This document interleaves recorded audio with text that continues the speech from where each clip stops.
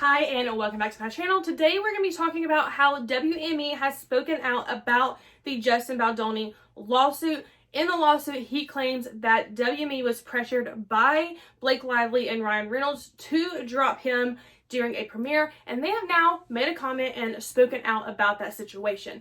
I'm going to show you in this video what Justin Baldoni claimed in his lawsuit and what exactly WME said about it, and I'm going to give my opinion on the matter. Before I continue, make sure to hit the subscribe button. We are trying to get to 1,000 followers, and we are currently at around 500. We're halfway there. Hit the subscribe button if you like anything celebrity gossip, tea, news, true crime. We do it all on this channel, and I would love to have you here with us. So hit the subscribe button.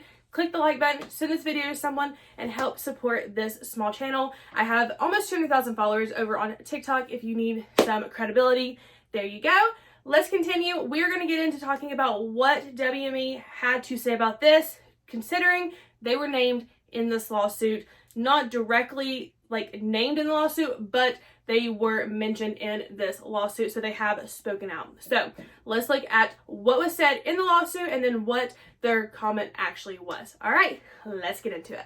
First, we need to look at when WME, which stands for, I had it pulled up here to make sure I said this right, William Morris Endeavor, and that is the talent agency that had Justin Baldoni and has been working with Justin Baldoni for a while. Now, they dropped Justin Baldoni less than 24 hours after the complaint from Blake Lively about the sexual harassment was filed. That is important to note because what they say is not actually denying that that was the reason why they dropped him, but it is more specific than that in their statement. So I still think he has a very good argument against them, in my opinion, but we will look at that in a second. So let's look at this first. It says Justin Baldoni is no longer a client of WME. The decision to have actor, director, producer leave the agency was made Saturday morning by WME leadership due to the, at least in part, of the sexual harassment and relation complaint filed late Friday by Baldoni's It Ends With Us co-star and fellow producer Blake Lively. Sources tell Dateline. Lively continues to be represented by WME. Okay, so to really understand what this statement means from WME, we need to read the exact wording from the lawsuit. I'm going to put it here on the screen for you. I'm going to read it off my computer. It was just too small of print to put it as a green screen behind me. So I'll put it here. We need to read it word for word. Listen carefully because their statement has directly to do with Justin Baldoni's claim in this lawsuit. Now, before I read this, if you don't know who Ryan Reynolds is, which I think everyone knows who Ryan Reynolds is, but he is an actor in Deadpool. He is one of the main actors in Deadpool, and so that is important to note from this statement. So keep that in mind. All right.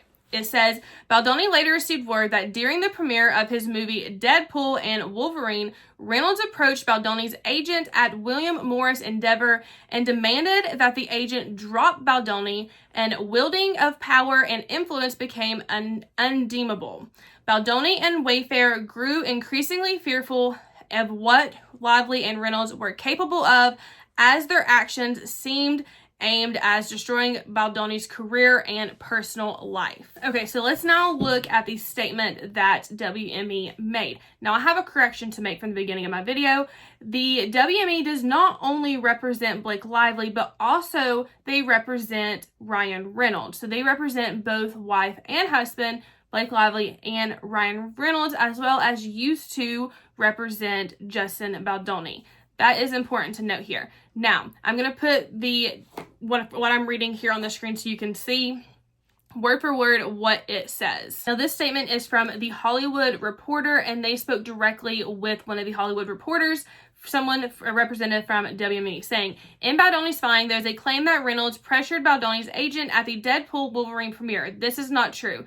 The agency said to New Year's Day in a statement, Baldoni's former representative was not at the Deadpool or Wolverine premiere, nor was there any pressure from Reynolds or Lively at the time they dropped Baldoni as a client. Now, I could be wrong in this, but it says in that statement that Baldoni's former representative was not at the Deadpool Wolverine premiere.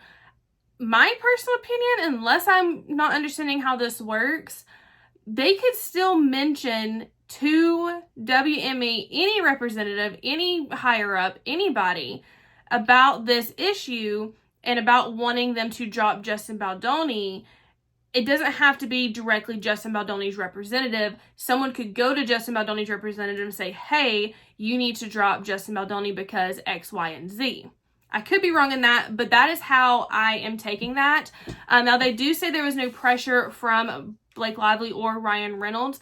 My question would be, one, why did they drop Justin Baldoni less than 24 hours after that lawsuit was released before hearing Justin Baldoni's side? Question number one. Question number two, let me back up. Question number two would be, in my personal opinion, is did Blake and Ryan Reynolds, since they're both work with WME, could they have gone to WME and said, hey, you need to drop Justin Baldoni, or if Justin Baldoni is still part of this group, then both of us are going to leave WME, and that could have pressured them to drop Baldoni because they're going to lose two really good A-listers versus Justin Baldoni. They could lose Ryan Reynolds and Blake Lively versus just Justin Baldoni, and honestly, those two, whether we like it or not, whatever side you're on, you do have to admit Justin Baldoni is not as big of an A-lister as Blake Lively and Ryan Reynolds is. Some are even saying he's not an A-lister at all. The only reason he was in the movie is because he bought some of the rights to the movie to be one of the directors. Now, that is my question. I don't know the answer to that because the statement just says that they were not pressured. Baldoni's former representative was not at the Deadpool or Wolverine premiere, nor was there any pressure from Reynolds or Lively at any time to drop Baldoni as a client. So those two questions is what I have. Again, this is why I'm on team I need more information, because there is just so many questions that have not been answered yet that we need answered before we can make a really good decision, because it's very back and forth. When Lively's lawsuit came out, it sounded very cut and dry. Okay, Blake is probably right. Then Justin Baldoni's side came out showing proof of altered text, etc., etc. If you haven't seen that video of the full breakdown of all the text in that lawsuit, I will put the link to that video in this description so you can go back and watch it. It's very important.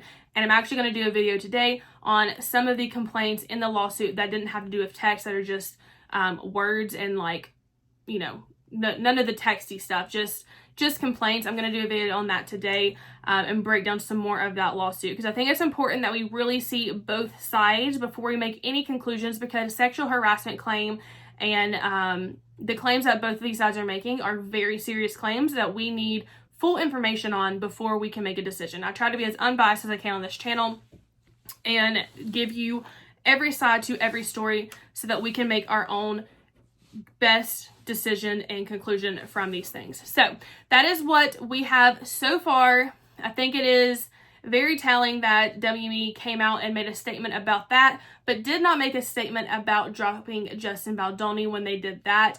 I feel like if they're going to make a statement about this, then they need to make a statement about why they dropped him specifically and not just drop him less than 24 hours after that complaint came about. But let me know what you think in the comments. Leave me a like if you found this video informative.